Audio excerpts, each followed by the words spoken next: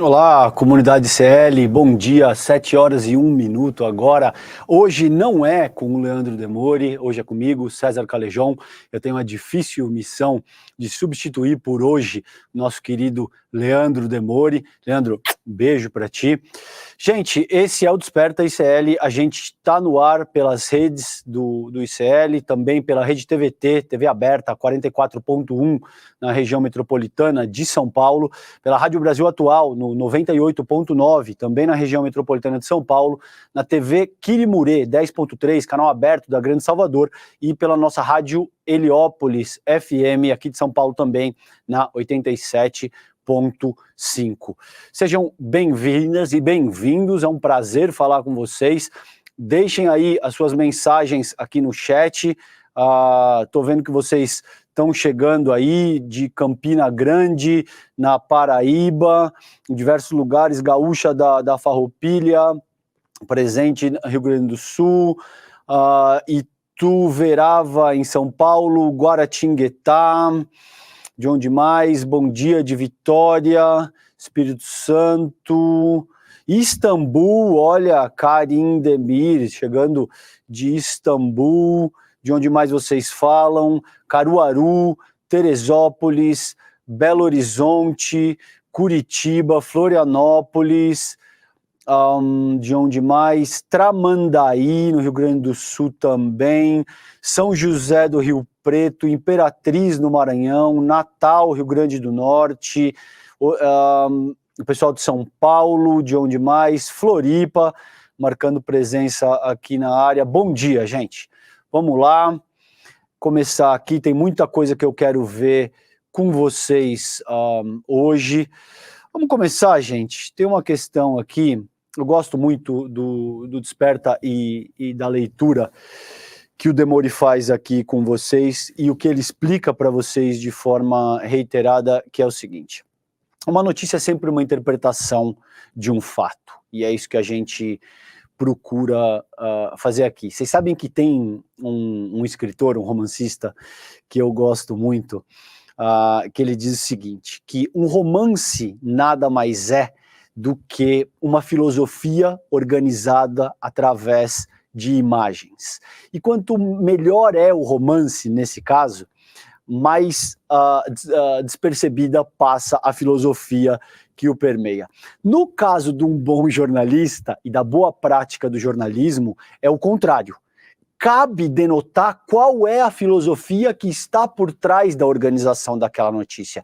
E é isso que a gente tenta fazer aqui no Desperta. Todas as manhãs o Demori trabalha isso com vocês. Eu vou procurar seguir essa mesma linha hoje. Espero que vocês gostem, a despeito de não ser fácil substituir um craque como o nosso querido Leandro Demori.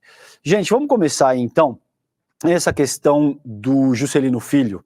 Eu separei essa notícia para a gente abrir aí, essa aí. O ministro de Lula beneficiou a própria fazenda 2 vezes com emendas de 10 milhões de reais.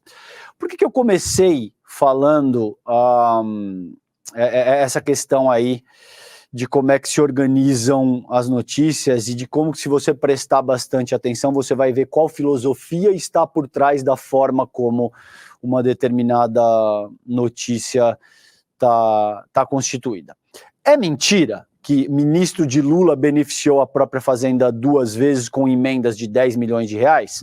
Não, ao que tudo indica, o Juscelino Filho, apesar dele negar, ele disse, você tem essa notícia aí do UOL, da Folha de São Paulo, Juscelino Filho diz que são absurdas, abre aspas, absurdas ilações de que tenha tido proveito pessoal com sua atividade parlamentar. Mas diz a notícia do Fábio Serapião e do Matheus Vargas que documentos de 2 convênios bancados com emendas de 10 milhões de reais do ministro Juscelino Filho, das comunicações, da pasta, mostram que dinheiro público da Codevasf beneficiou por 2 vezes a própria fazenda do político maranhense, além de abastecer uma empresa apontada como sendo dele mesmo pela Polícia Federal.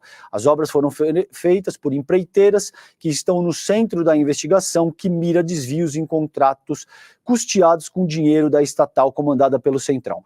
Um convênio bancou a recuperação da estrada de terra que liga a cidade de Vitorino Freire à propriedade de sua família, e outro, ainda não totalmente executado, custeou um contrato para pavimentação da via. Então, o que tudo indica, isso é fato, isso de fato aconteceu.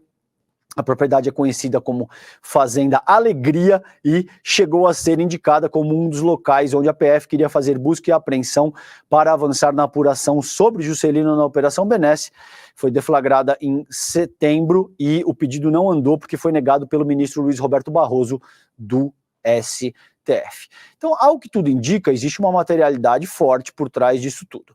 A questão que eu quero trazer aqui para vocês é o seguinte: da mesma forma que essa notícia começa com o ministro de Lula beneficiou a própria fazenda 2 vezes com emendas de 10 milhões, ela poderia começar de um sem número de outras formas. Ela poderia começar dando o partido, ela poderia dar só o nome do próprio ministro, e aqui opta-se por fazer uma manchete que implica logo de cara o próprio governo Lula antes de sequer citar o nome do ministro. Porque, veja, aqui você tem o que em jornalismo a gente chama do título, da manchete, e em seguida, aqui embaixo vocês podem ver, a linha fina. Então, ministro de Lula, o nome do Lula já está citado antes do Juscelino Filho, que só vem na linha fina para, de fato, dizer que são absurdas as ilações de que tenha tido proveito pessoal com sua atividade parlamentar, abre e fecha aspas. Então, é óbvio que, de alguma forma, o Juscelino vem trazendo problema para o governo federal há muito tempo. Isso não é de agora. A gente sabe que é um sujeito bastante complicado. A gente sabe que é um sujeito que está no governo no sentido de compor aquilo que é necessário para garantir a governabilidade do governo Lula. E a gente sabe também que é uma figura do Centrão que, como todas as figuras do Centrão, são complicadíssimas e tendem a estar envolvidas com esse tipo de coisa que o UOL e a Folha agora está noticiando. Agora, a escolha desse título e dessa linha fina nesse sentido não é por acaso. Isso tem um efeito muito específico e não por acaso o nome do Lula aparece já na manchete antes do próprio nome do Juscelino Filho, que só vem na linha fina, tá? Vamos acompanhar. É óbvio que não é a primeira vez. O Juscelino tem uma série de coisas que ele está envolvido aí com os cavalos, ele utilizou voos, ao que tudo indica, de forma irregular para fins próprios. Enfim, é mais um escândalo aí na sucessão que o Juscelino Filho vem causando para o governo federal. Cabe, a meu ver, no cálculo pragmático aqui, até que ponto o Juscelino Filho pode ser mantido, ou se o governo já deve começar a fazer tratativas no sentido de substituí-lo por outra figura que seja capaz de endereçar a questão da governabilidade, mas que também não traga tanta dor de cabeça como essa figura vem trazendo para o governo federal, tá? Gente, em seguida, eu quero ver com vocês essa questão de como votou cada senador na PEC que reduz o poder do STF. Aqui tem uma questão que eu quero trabalhar com vocês, que é o seguinte, gente. Toda vez que a gente está avaliando temas sociopolíticos ou nas ciências sociais de forma mais ampla, não cabe uma abordagem maniqueísta que avalia a questão através de um prisma entre certo e errado, bom e ruim, preto ou branco. Por que eu estou te dizendo isso para vocês nesse momento? A questão de um STF mais forte, que é o que acontece principalmente quando o STF se vê compelido a ter que botar um limite nas insanidades do governo Bolsonaro durante a pandemia, é bom ou ruim? Depende. Não cabe, entende o que eu estou propondo para vocês? Não cabe simplesmente dizer isso é sempre bom ou isso é sempre ruim. Depende do contexto sociopolítico, depende de determinado momento, depende das forças que estão em jogo. Naquela ocasião, quando você tem um governo dizendo, o presidente da República dizendo que vacina daria AIDS, dizendo que ele não vai comprar a vacina, dizendo que não existe pressa para adquirir o imunizante, quando a gente tem aí as pessoas morrendo na casa das dezenas de milhares, que era o caso. E o STF, que é a Corte Constitucional Brasileira, portanto, a última instância do nosso ordenamento jurídico, intervém e diz que não. O senhor tem que agir de determinada maneira porque são as vidas de brasileiras e brasileiros que estão em jogo. E, portanto, cabe priorizar a ciência, cabe adquirir as vacinas. Isso é bom? A meu ver, é bom, porque o STF está agindo da maneira que se espera, no sentido de preservar a vida dos brasileiros e no sentido de avançar aquilo que é minimamente razoável no que diz respeito a ter que trabalhar com a maior crise pandêmica do século. Agora, também existem outras ocasiões, por exemplo, quando o STF chancelou a atuação de um juiz de primeira instância que estava estabelecendo um conluio com o Ministério Público Federal, como o próprio STF reconheceu a posteriori naquilo que foi a própria Operação Lava Jato. Eu só estou trazendo isso para vocês para a gente colocar em perspectiva como depende, como as coisas sociopolíticas e, sobretudo, em qualquer seara das ciências sociais, elas são complexas. Não cabe dizer isso é bom ou isso é ruim, preto ou branco, certo e errado. As coisas, via de regra, precisam ser avaliadas sobre uma perspectiva um pouco mais sofisticada. É isso que eu vou tentar fazer aqui com vocês hoje. Então, vamos dar uma olhada. A gente tem aqui, o Senado aprovou nessa quarta-feira, ontem, a proposta de emenda à Constituição 8 de 2023, que limita as decisões monocráticas do STF, Supremo Tribunal Federal. O texto recebeu 52 votos a favor e 18 contrários nos 2 turnos de votação. Só as bancadas do Partido dos Trabalhadores e do MDB orientaram voto contra. A aprovação se deu depois de tensões do Congresso Nacional com a Suprema Corte por julgar temas de demarcação de terras indígenas, descriminalização do porte de drogas, liberação do aborto e contribuição sindical. O presidente do Senado, o Rodrigo Pacheco, disse ontem que conversou com o ministro Alexandre de Moraes sobre o texto. Segundo o congressista, ele reiterou ao magistrado que a proposta tem a intenção de aprimoramento, abre e fecha aspas, afirmou que Moraes entende a PEC e compreende o momento do Congresso. E aí tem uma lista aqui, tá? Como é que votou cada partido, como que votou cada parlamentar e tal. Então, por que eu fiz questão de trazer, principalmente esse gráfico aqui, ó, como votou cada partido na PEC, que reduz poder do STF? A proposta foi aprovada por 52 votos a 18 e agora vai à Câmara. 52 votos é uma vantagem muito ampla, tá, gente? Então você tem aqui 52 votaram sim, 11 ausências, 18 votaram não, e você tem a distribuição por partido aqui. Fechando questão pelo não, você teve só as bancadas do PT e do MDB orientaram o voto contra. De novo, isso é bom, isso é ruim, isso serve propósitos progressistas ou não? Depende. Depende do momento, depende do que está em pauta, depende das figuras que estão envolvidas em cada questão. Via de regra, nos 2, 3 últimos anos, sobretudo no que diz respeito à atuação do governo Bolsonaro durante a pandemia, o STF fortalecido foi um aspecto fundamental para salvaguardar a vida dos brasileiros e salvaguardar a nossa democracia, os valores que sustentam a nossa república. Isso significa que o STF fortalecido ad eternum é interessante? Não, não necessariamente. Você pode ter questões no futuro que vão servir propósitos autoritários e que o STF pode eventualmente chancelar, como já aconteceu no passado. Então, eu estou organizando essa minha fala com base em materialidade factual daquilo que já aconteceu. Não estou tirando isso da minha cabeça. Então, muito bem, é isso que está em jogo aí e, de muitas maneiras, cabe acompanhar essa questão de perto. O que eu quero acompanhar com vocês de perto também, gente, e esse é o próximo tema que eu trago aqui, é comissões da Alesp dão aval e privatização da Sabesp avança a toque de caixa.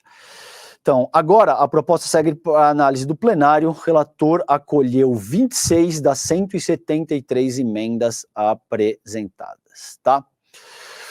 Diz notícia da Carta Capital. O Congresso de Comissões da Assembleia Legislativa de São Paulo, a Alesp, aprovou ontem também, dia 22, quarta-feira, o projeto de lei que abre caminho para a privatização da Sabesp, empresa de abastecimento hídrico e saneamento básico.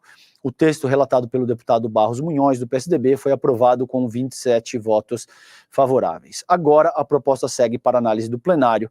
O colegiado que avalizou o texto é formado pelas comissões de Constituição, Justiça e Redação, Finanças, Orçamento e Planejamento e Infraestrutura. O colegiado é estratégico porque reúne comissões permanentes da Alesp com o objetivo de acelerar a deliberação de projetos. O relator acolheu 26 das 173 emendas apresentadas por deputados da Alesp. Uma delas trata da garantia de estabilidade a funcionários da Sabesp por 18 meses. 18 meses é 1 ano e meio, gente. O Tucano negou, porém, a necessidade de convocar um plebiscito sobre a venda da empresa, como defendido pela oposição. Então veja que loucura. A gente vem de um momento absolutamente problemático no que diz respeito à atuação da Enel, né? Que alguns chamam de Enel, eu chamo de Enel. A gente teve locais de São Paulo que ficaram sem energia elétrica por 4, 5 dias. Considerando aí o vendaval que deu e as chuvas torrenciais de, acho que 2 semanas agora, 10 dias, quase 2 semanas. A Enel foi privatizada. A gente sabe que houve uma redução do quadro de funcionários muito significativa, porque não tem segredo, gente. A iniciativa privada prima por uma única lógica de funcionamento, que é potencializar o seu próprio lucro. A iniciativa privada, ela jamais entra em nenhuma questão que não seja totalmente lucrativa. Isso é uma lei absoluta de mercado. Nenhuma empresa privada vai atuar de forma a pensar no bem-estar da população, no desenvolvimento de uma determinada região. Empresas privadas, ela tem como objetivo único e exclusivo o lucro. Então é óbvio que uma vez que serviços fundamentais caem na mão da iniciativa privada, elas começam a adotar esse tipo de medida que visa enxugar o quadro de funcionários, reduzir a complexidade da operação, cortar gastos e custos de todas as formas. Quando surge um cenário adverso, César, sim, mas é uma tempestade que não acontecia na cidade de São Paulo. Evidentemente, isso é fato, agora é para isso que essas empresas devem estar preparadas. É para isso que deve ter um contingente maior de funcionários, é para isso que deve ter toda uma estrutura que dá conta de estabelecer processos de redundância. Quando você tem a iniciativa privada atuando com base única e exclusivamente no lucro, isso fica inviável, né? Agora a gente vai fazer a mesma coisa com a água. E a oposição está dizendo, olha, seria bom ouvir a população, porque a população é a parcela mais interessada, né? E você tem esses parlamentares envolvidos com a questão dizendo que não, a população não deve ser consultada e que a gente vai tocar isso, o martelada. Eu gosto muito do nosso o querido Rodrigo aqui no N1, que vai estar com vocês no ar daqui a pouco. Ele chama o Tarcísio de Freitas de Tarcísio Martelada, porque é aquela cena ridícula dele quase quebrando o martelo, para mostrar a virilidade, para mostrar as propriedades que, em tese, o mercado financeiro gosta, e conduzindo o estado de São Paulo para um desmonte absoluto, no qual a gente vai ter energia, água e toda sorte de questões que são absolutamente fundais para a população, sendo relegada para iniciativa privada. Diversos países ao redor do mundo tentaram privatizar a distribuição e fornecimento de água, fornecimento de energia, e voltaram atrás porque perceberam que isso é muito temerário. E é muito temerário por um motivo muito simples. Eu estou me alongando um pouco mais nesse tema porque a gente precisa tomar muito cuidado com o que segue aí. O Estado, gente, ele existe por um motivo, porque ele tem atividades fim. As atividades fim do Estado é fornecer bem-estar social, oferecer saúde, oferecer educação. Em última análise, oferecer um conjunto de coisas que são fundamentais à promoção da própria vida humana. Quando você passa essas atividades essenciais para a mão da iniciativa privada, tudo isso fica comprometido em nome do lucro. Não precisa ser nenhum gênio da ciência política para entender que isso é absolutamente temerário e é bastante complicado, tá? Então, vamos seguir de olho nisso, vamos ficar em cima dessa questão, porque, de fato, ao que tudo indica, a gente vai ter problema, e vai ter problema sério, considerando isso aí, tá?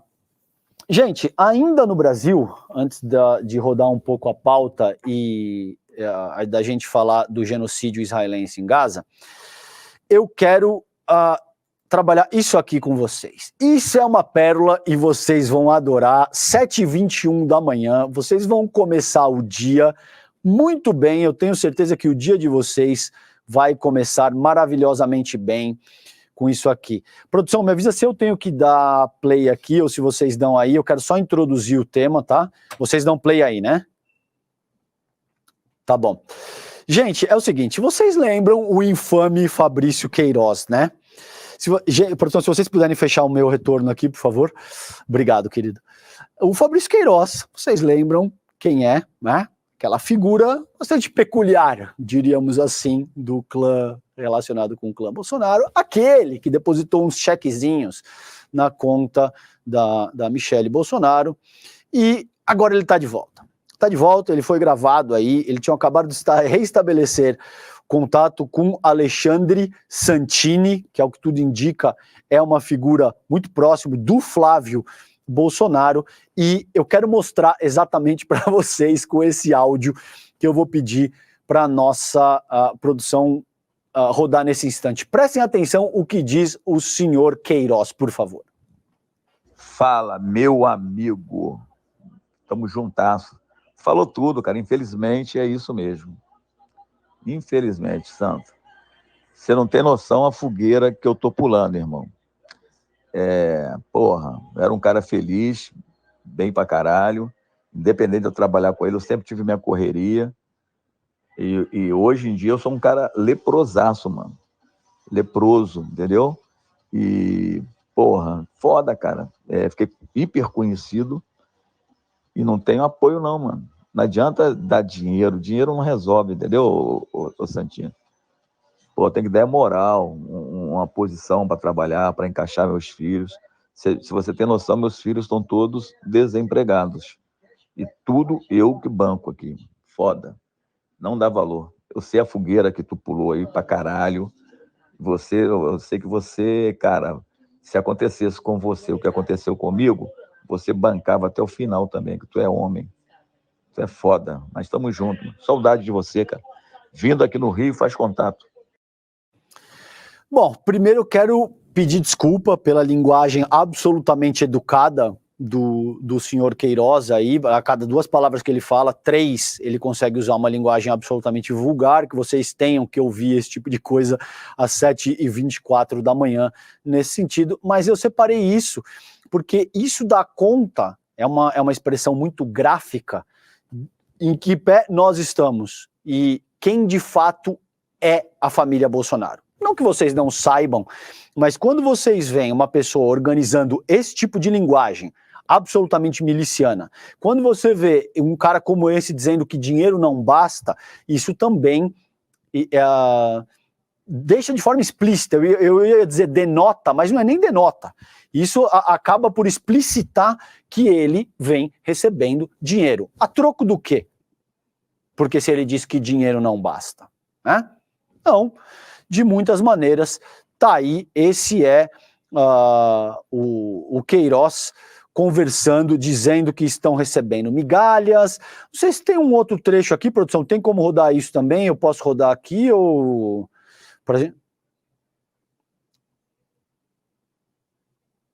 Então tá bom. Não, porque também é mais do mesmo, tá? Não tem problema, gente. Basicamente, Ele diz que ele sabe de muita coisa, ele diz que ele está recebendo migalhas, foi o que vocês ouviram aí. Ele diz que migalhas não servem para nada, porque ele saiu muito queimado desse processo de envolvimento com a família Bolsonaro, e ele tá reclamando aí, tá? No que seria, ele cobra um apoio mais incisivo da família Bolsonaro, porque ele diz que só ajuda não basta. Gente, antes disso, eu quero trazer isso aqui para vocês, antes da gente ir para a questão da guerra, desculpa. Vamos lá. Teve um tema muito sensível aí essa semana, que é uma denúncia de jornalistas do Estadão, teriam feito denúncias anônimas ao Ministério Público do Trabalho, e agora o Ministério Público do Trabalho confirmou que essas denúncias de fato foram feitas e instaurou um procedimento. Essa notícia aqui é da revista Fórum. O Ministério Público do Trabalho do Distrito Federal confirma 3 denúncias contra Estadão e instaura procedimento. O Ministério Público do Trabalho decide apurar denúncia de assédio feita por jornalistas e ex-jornalistas do Estadão a Fórum, caso já tem procurador designado. Tá? Então, o Ministério, diz a notícia, o Ministério Público do Trabalho do Distrito Federal converteu a notícia de fato contra o jornal O Estado de São Paulo em procedimento preparatório, o que na prática torna a publicação alvo de uma averiguação. O tabloide está sendo acusado, na pessoa de sua editora executiva, Andresa Matais, de jornadas excessivas, entre aspas. Então, esse texto não é da Fórum, isso consta do procedimento preparatório. Horas extras impagas e assédio moral também, entre aspas. Neste último caso, como mostrou com exclusividade a Fórum, uma denúncia apontava que ela teria obrigado, também entre aspas, repórteres recém-contratados a produzirem uma reportagem enviesada para associar artificialmente o ministro Flávio Dino, da Justiça e Segurança Pública, com uma mulher batizada pelo jornal de Dama do Tráfico do Amazonas. Os próprios jornalistas teriam dito que eles ouviram isso de uma fonte, que visitou a sede da pasta em questão durante um evento da área de direitos humanos em março desse ano, na condição de familiar de detento. Diz, portanto, o procurador do Trabalho, Tiago Muniz Cavalcante, abre aspas. Considerando, contudo, a necessidade de corroborar alguns elementos trazidos no bojo das denúncias, sobretudo para assegurar que o Ministério Público do Trabalho não seja utilizado como mecanismo para a criação de factoides político-partidários, entendo mais prudente, no momento, a instauração de procedimento preparatório nos termos do artigo 2º, cláusula 7 da resolução CS, escreveu o próprio Tiago Muniz Cavalcante. Então, assim, gente, por que eu trago esse tema e por que eu venho insistindo nisso? Existe todo um processo, após a derrota do governo Bolsonaro, de reorganização de quadros e de veículos da mídia hegemônica, no sentido de começar a agir de forma análoga ao que foi feito durante a Lava Jato, ao que foi feito a partir de junho de 2013. A gente sabe aonde isso vai dar. A gente sabe o que acontece quando você permite que principalmente grandes veículos e profissionais da mídia hegemônica se articulem produzindo factoides para deslegitimar as pessoas através daquilo que seria a prática do jornalismo. Produzir factoide não é jornalismo. Não está dentro da égide da liberdade de expressão, da liberdade de imprensa. Se você noticia, se eu venho a público, tá? A gente tem milhares de pessoas nos assistindo nesse momento. E se eu dou uma alcunha, se eu digo que uma pessoa foi condenada e ela só foi condenada meses depois, se eu organizo toda uma narrativa para atingir uma figura de uma forma bastante pontual, isso não é jornalismo. Isso é calúnia e difamação. E precisa ser tratado como tal. nesse sentido, não adianta esse tipo de coisa que, não, porque é misoginia, porque é o governo atacando uma jornalista. Nada disso procede.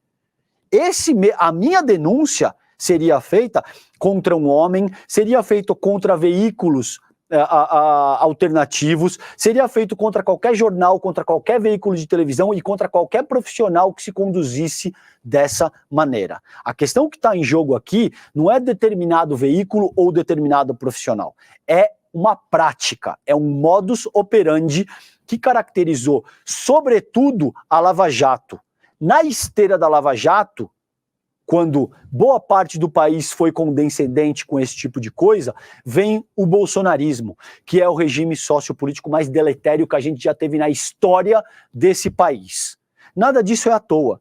Não é à toa que o bolsonarismo ascenda na esteira da Lava Jato e que a Lava Jato foi uma operação que organizou um conluio jurídico, midiático e parlamentar para destituir a Dilma Rousseff e para impedir que o Lula se elegesse em 2018. O que está em jogo nesse momento é a reorganização desses quadros e desses veículos, que após a derrota do bolsonarismo nas urnas, porque o bolsonarismo ganhou um caráter de Frankenstein que não interessava para eles. Mas o governo Lula também não interessa, sobretudo porque não prima os objetivos centrais do capital, a despeito de críticas podem e devem ser feitas contra o governo Lula também nesse sentido. Então você tem diversos quadros que participaram da Lava Jato e veículos que participaram da Lava Jato se organizando nesse sentido. Eu trago essa publicação aqui para vocês, olha.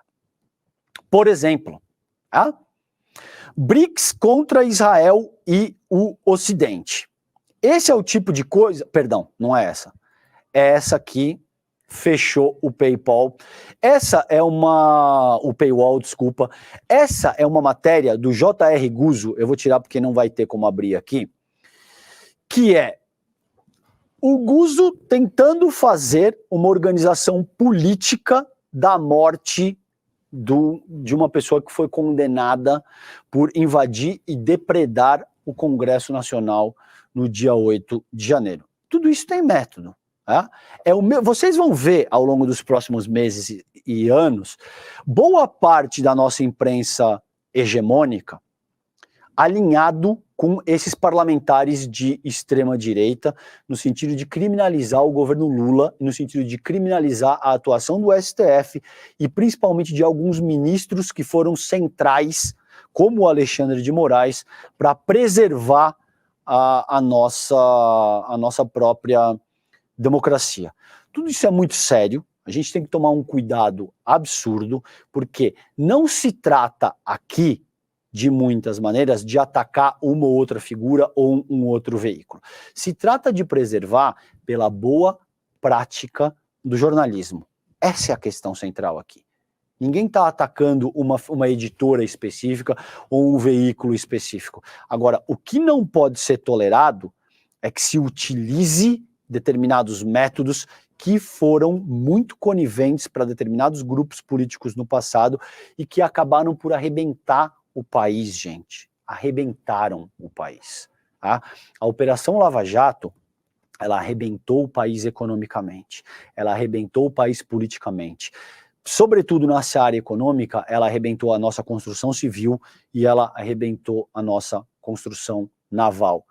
Isso significa que não existem processos de corrupção?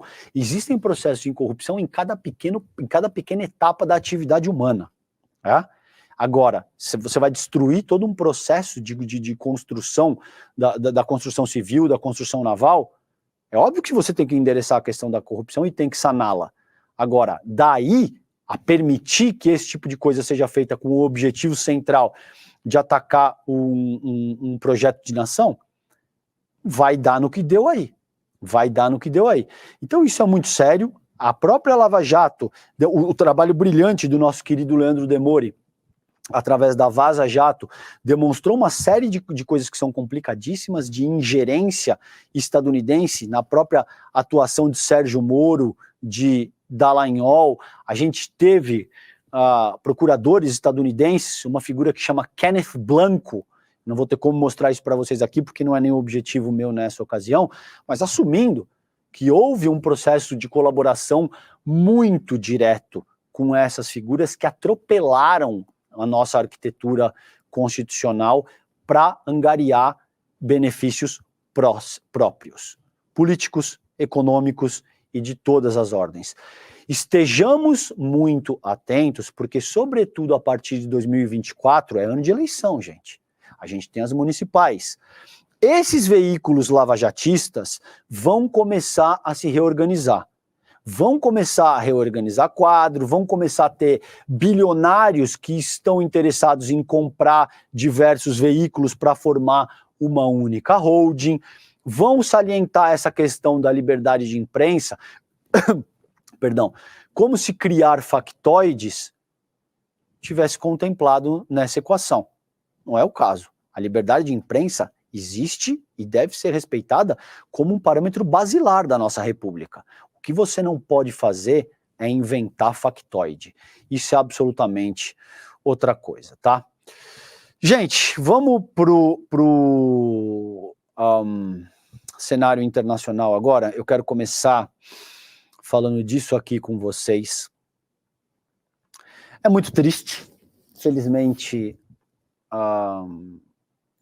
eu preciso trazer isso para vocês. A gente tem essa notícia da CNN. Eu escolhi isso muito por conta de trabalhar o que eu acredito ser a característica forte do Desperta ICL e que o Leandro Demori faz com muita propriedade com vocês, que é, para além de dar a notícia, é avaliar como essa notícia está organizada a partir de um prisma semiótico, é o termo acadêmico, técnico. Ou seja, o que isso significa?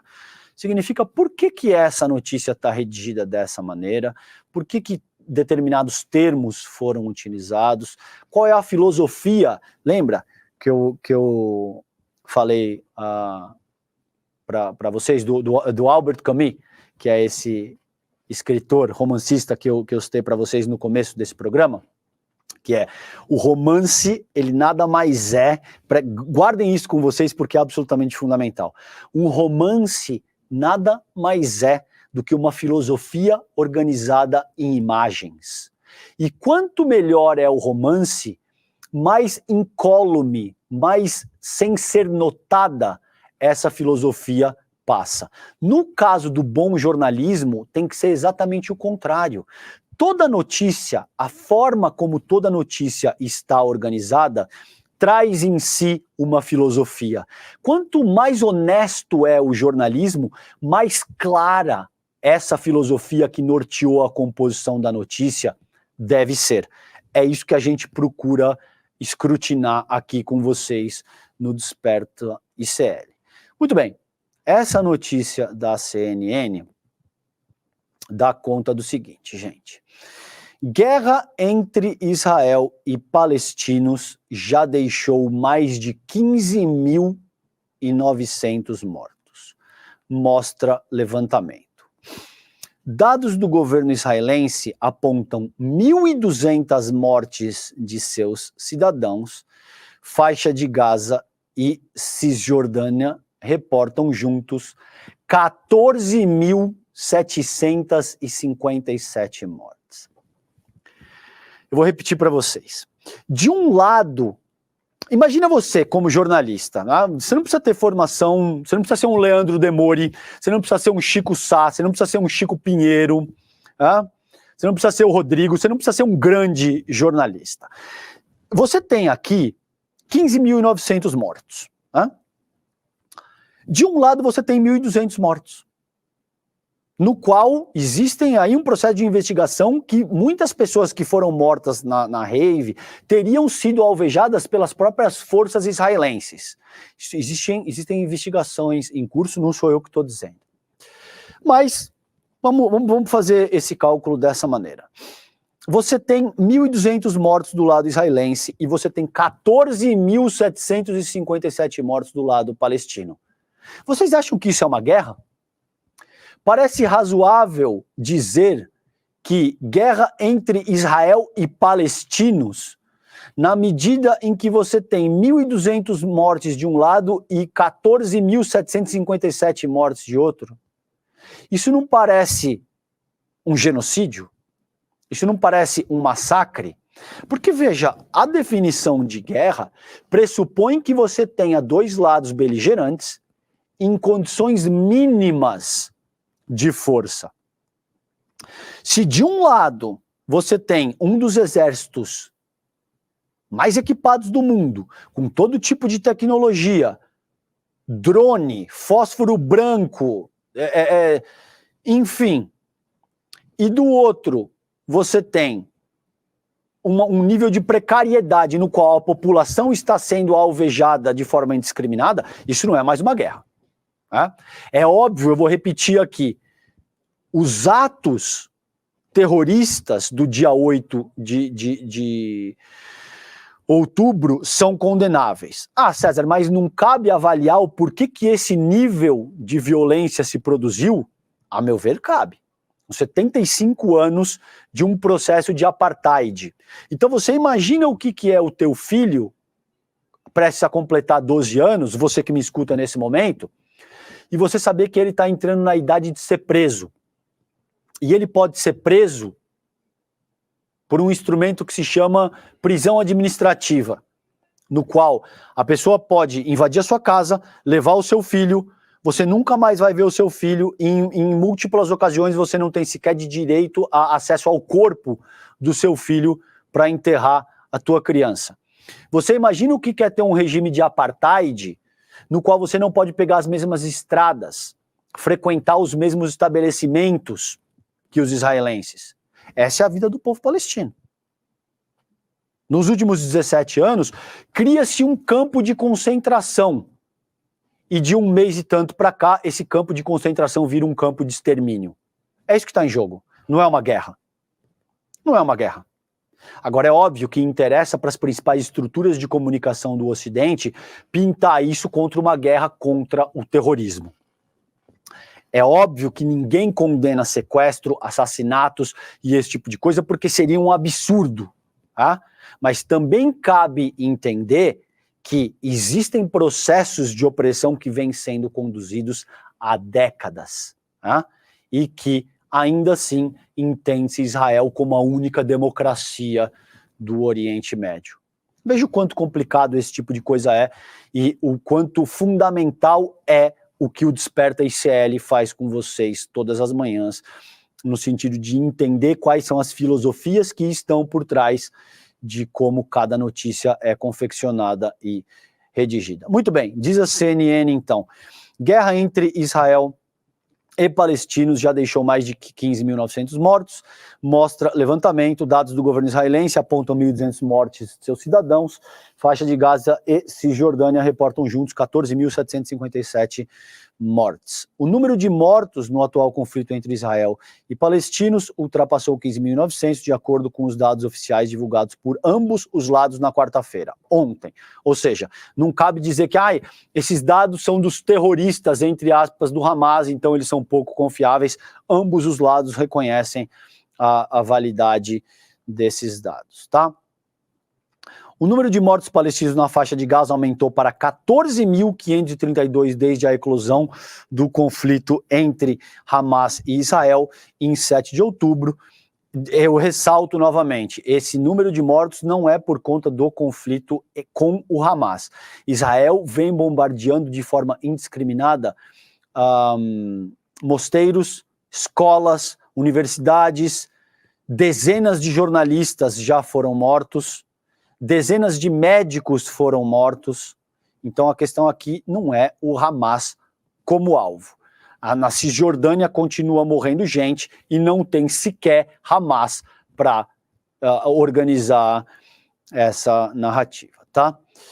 Então assim, gente, Ismael Al-Tawabta, diretor-geral do escritório de mídia do governo em Gaza, disse durante a imprensa que entre os falecidos, pasmem, estavam 6.000 crianças e 4.000 mulheres, acrescentando que mais de 35.000 pessoas ficaram feridas.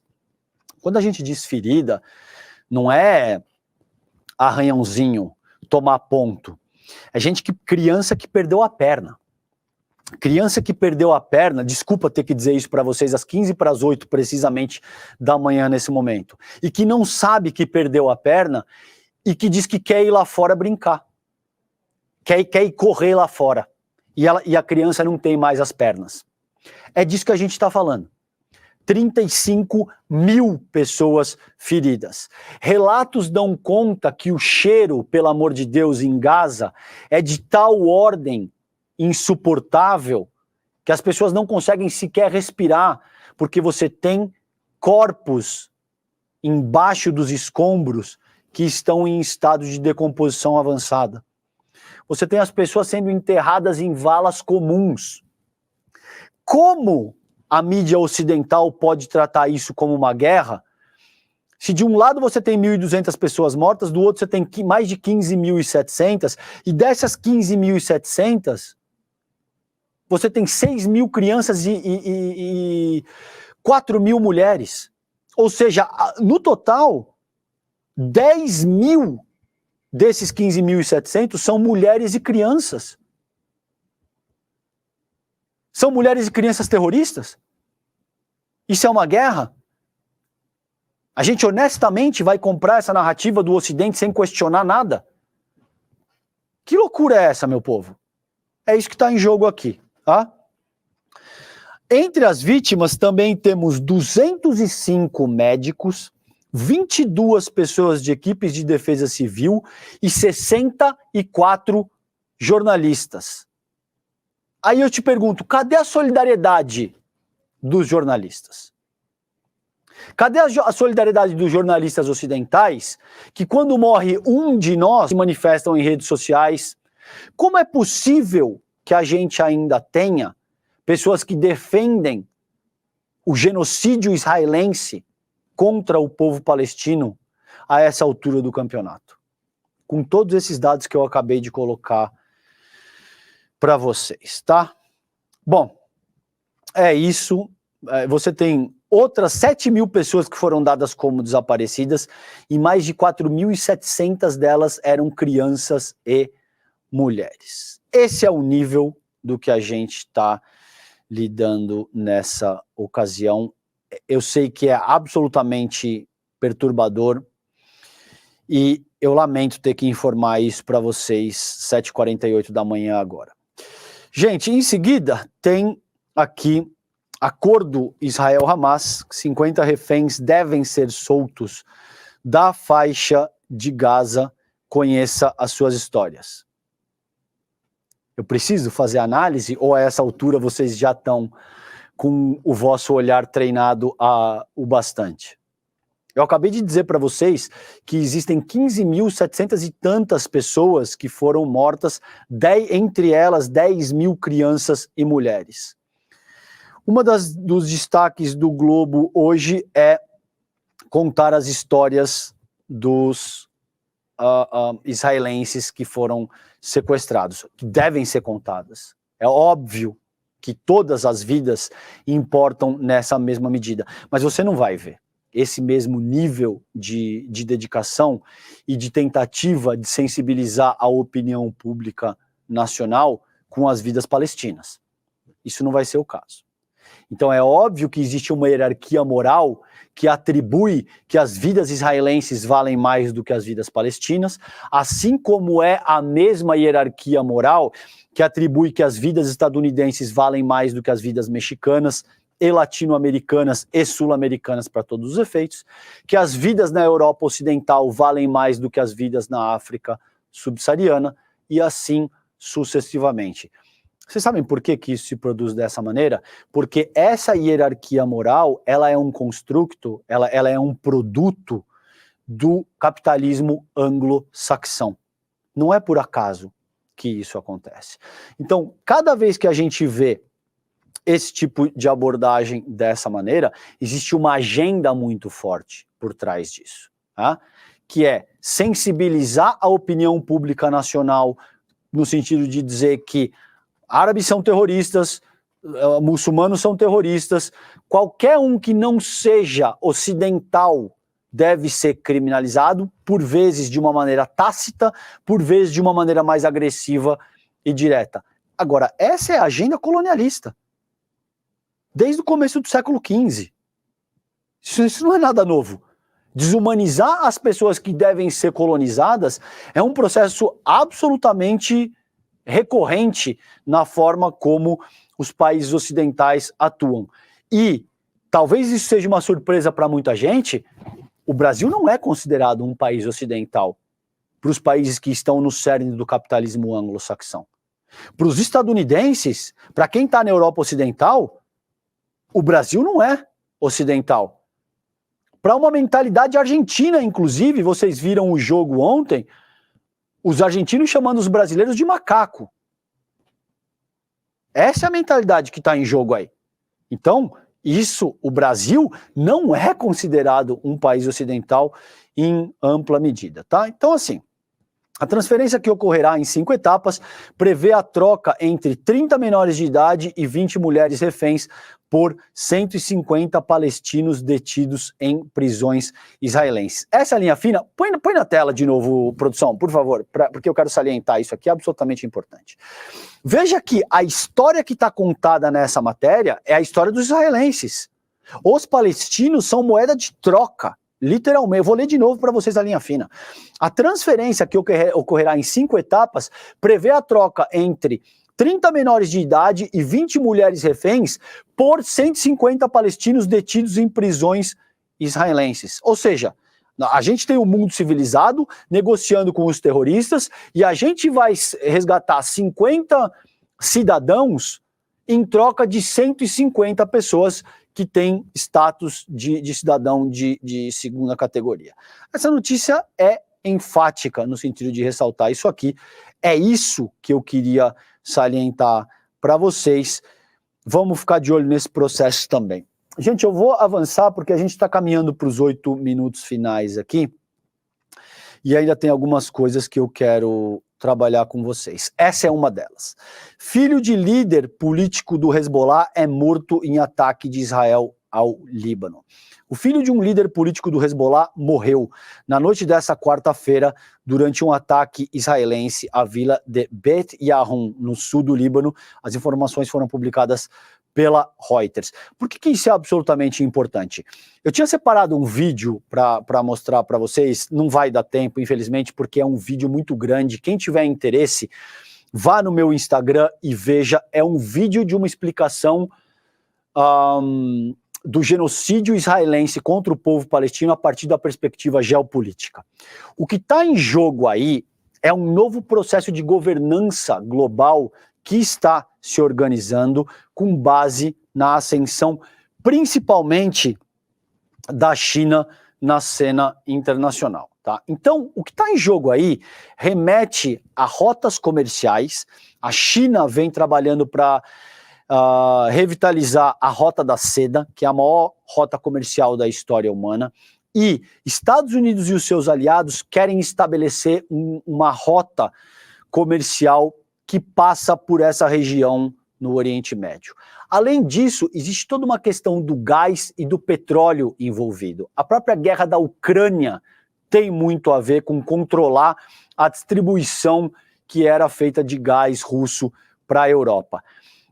Misteriosamente, o Nord Stream 1 e 2 foram sabotados, que eram aqueles dutos de gás da Rússia para a Europa. Tudo isso explode. Você tem, de repente, portos na Síria que explodem. Você tem uma série de atentados de sabotagem que deixam Israel numa posição quase que exclusiva para explorar todo um conjunto de gás e petróleo que foi encontrado ali, que se chama Leviatã, na costa da Palestina. A Palestina não pode nem, os palestinos não podem nem pescar nas suas próprias águas. Você imagina explorar a extração de gás e esse tipo de coisa. Esse assassinato é importante porque matar uma liderança do Hezbollah pode catalisar a entrada definitiva do grupo na guerra, e é um grupo muito mais forte do que o Hamas, muito melhor preparado, com muito mais tecnologia. Isso daria mais trabalho para Israel, que vem atacando de forma sistemática o Líbano, a Síria, diversos países daquela região, porque antes de começar esse conflito, antes desse conflito se agudizar, porque esse conflito, a atuação de Israel nesse sentido agora já dura 75 anos, mas antes da coisa se agudizar ao ponto que a gente está hoje, o Netanyahu foi com um mapa na ONU, é só vocês pesquisarem isso, Netanyahu, mapa Novo Oriente Médio na ONU, e ele risca com um marcador vermelho a rota comercial. Existem várias falas, por exemplo, do Biden e da Condoleezza Rice te dizendo que a gente não quer mais o Nord Stream 2 em funcionamento. Enfim, existe toda uma questão maior geopolítica que a nossa mídia hegemônica tradicional não aborda. E não aborda porque serve aos interesses de uma parte envolvida nessa contenda, que é à disposição ocidental. Vamos ficar atento a isso. O assassinato desse filho do líder político do Hezbollah pode sim escalar a questão para um novo passo no sentido de compelir o Hezbollah a entrar no conflito, tá? Muito bem, gente. Com base nisso, eu trago aqui para vocês essa questão que é: ex-assessor de Obama é preso acusado de ofender muçulmano em Nova York.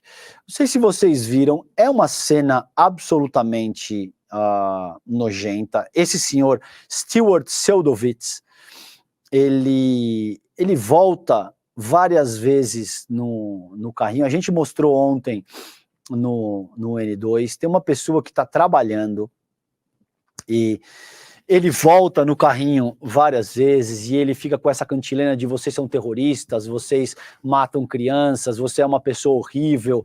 Eu não vou nem repetir porque isso é demasiadamente agressivo, mesmo colocando entre aspas, mas ele diz que as vítimas crianças que foram assassinadas deveriam ter sido mais, não são o suficiente.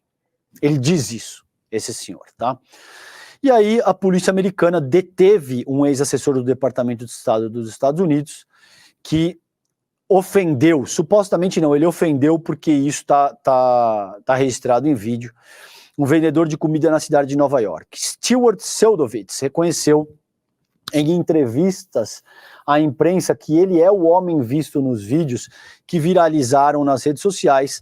Nas imagens, ele chama o vendedor de terrorista. Seldovitz alegou que o indivíduo o provocou ao expressar apoio ao Hamas, grupo palestino que lançou um ataque surpresa contra Israel no dia 7 de outubro. O homem, que vende comidas em um food truck na rua, foi identificado como Mohamed Hussein.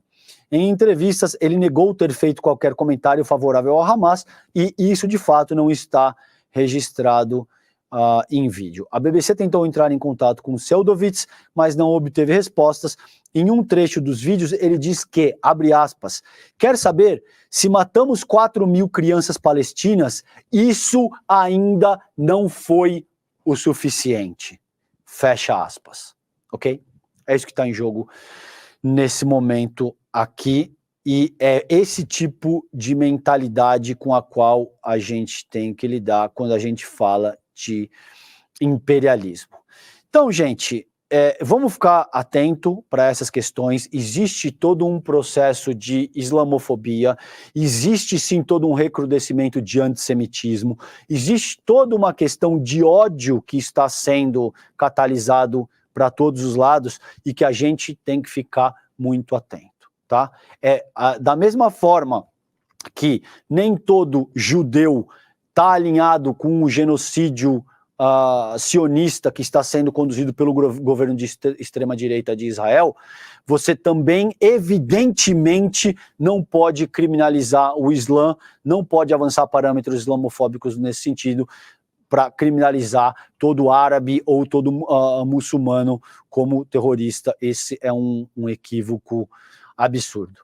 Espero que vocês tenham gostado da minha participação hoje. Eu sei que é um trabalho dificílimo substituir o nosso competente Leandro Demori. Amanhã ele está de volta com vocês, fazendo esse trabalho absolutamente fundamental e importante de entender quais filosofias estão por trás das notícias que vocês recebem todo dia. Eu fico por aqui hoje com vocês. Um beijo, fiquem bem. Agora vocês têm o N1 com o time de craques que sempre apresentam o programa. Um beijo, fiquem bem. Tchau, tchau.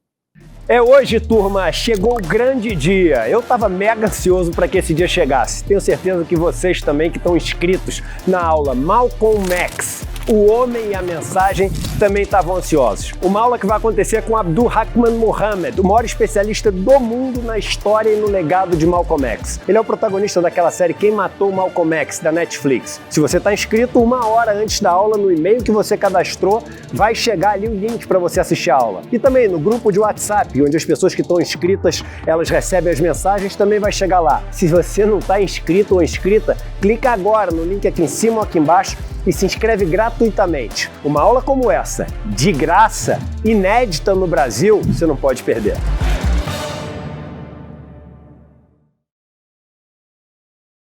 Olá, meu nome é César Calejon, eu sou jornalista e escritor e eu convido vocês para assistir o curso Brasil, Fatos, Sonhos, Ideias e Cenários para 2023. A convite do professor Lindener, eu, Gessé Souza, Márcia Tiburi, Cris Serra e um time de craques preparamos essas reflexões para vocês. Na minha aula eu trabalho com os vetores principais que eu acredito foram responsáveis pela ascensão do bolsonarismo no Brasil do século XXI e também trabalho um pouco com o que eu acredito ser o legado do bolsonarismo no Brasil para 2023. Inscreva-se na plataforma do ICL e tenha acesso a esse e outros mais de 200 cursos.